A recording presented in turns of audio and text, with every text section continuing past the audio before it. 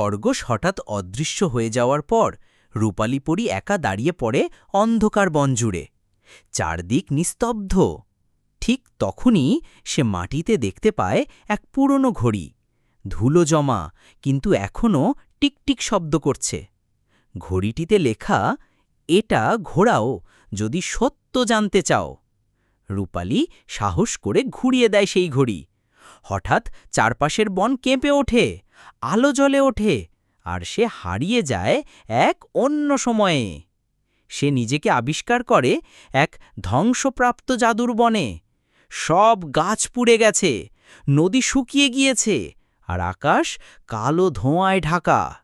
হঠাৎ সেই ভবিষ্যতের জঙ্গলের মাঝে সে দেখে আরেকজন রূপালী পরী, কিন্তু মুখে কোনো কোমলতা নেই।